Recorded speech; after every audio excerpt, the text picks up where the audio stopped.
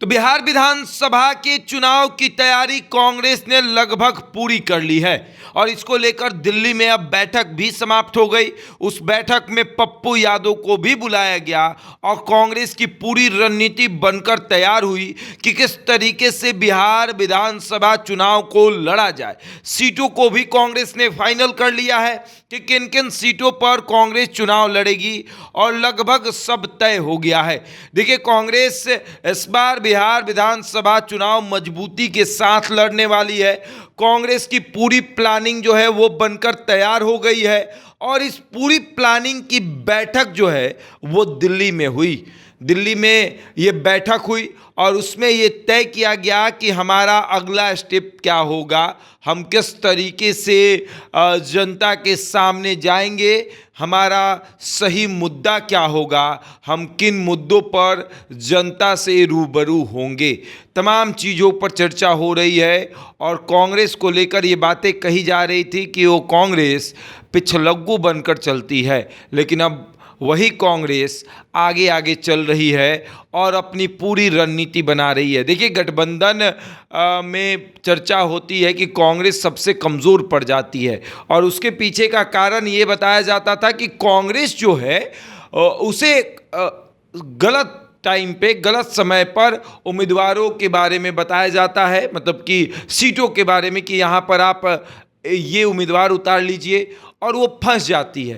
राजद जो है वो अचानक से जिस दिन नॉमिनेशन का टाइम होगा उससे एक दिन पहले बताती है कि आपको इस लोकसभा से या इस विधानसभा से चुनाव लड़ना है। और यही कारण है कि कांग्रेस को लोकसभा में भी 2020 के विधानसभा में भी नुकसान हुआ था और इस बार कांग्रेस का मानना है कि वो गलती हम नहीं करेंगे। जो गलती हमसे हुई है, जो गलतियों पर हम पर्दा डाल देते थे, अब वो नहीं होने वाला है। इस बार हम ये तय करेंगे कि हमें पहले सीटें चाहिए और लिस्ट बनाएंगे।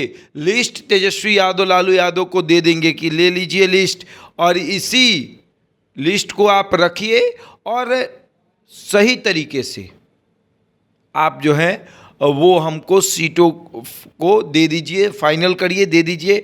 दिल्ली में बैठक हुई है, तमाम बिहार के बड़े नेता जो हैं वो मौजूद थे और वहाँ पर कांग्रेस की इस बैठक में एक रणनीति बनी कि किस तरीके से चुनाव लड़ा जाए, क्या होगा हमारा अगला स्टेप, किस तरीके से सरकार को घेरा जाए। देखिए, 2025 का बिहार विधानसभा चुनाव सभी पार्टियों के लिए बहुत महत्वपूर्ण है। सभी पार्टियां अपनी अपनी अस्तित्व को बचाने में लगी है और कांग्रेस पर तो ये आरोप हर पार्टियां लगाती, यहाँ तक कि सहयोगी पार्टियां भी लगा देती हैं कि आपको ज़्यादा सीटें दी गई और आप कम सीटें जीत कर आए, जिसकी वजह से हम मुख्यमंत्री नहीं बन पाते हैं। राजद ने कई बार कहा कि कांग्रेस अगर ज़्यादा सीटें जीत कर आती तो शायद हमारा मुख्यमंत्री होता। कांग्रेस को हल्के में लेती है राजद के कई ऐसे नेता हैं जो कांग्रेस को हल्के में लेते हैं। तो इस बार कांग्रेस अपनी एक अलग रणनीति बना रही है, कांग्रेस का एक अलग रोड मैप है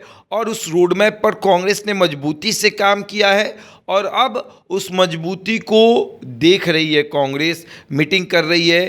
पूरा रोड मैप जो है वो एक पेपर पर तैयार है, उस पेपर को देख रही है कि किस तरीके से काम करना है और सब कुछ रेडी हो चुका है। और कांग्रेस की ये रणनीति आने वाले चुनाव में कांग्रेस को बेहतर करेगी, इसको लेकर काफ़ी चर्चा है। राजनीतिक विश्लेषक बताते हैं कि कांग्रेस हर दिन एक नया स्टेप चल रही है, कांग्रेस हर दिन एक नए सिरे से अपने ऊपर काम कर रही है और वो कांग्रेस को फ़ायदा पहुंचाएगी। बहरहाल, इस खबर में इतना ही। बने हमारे साथ और देखते रहें द इंडिया टॉप।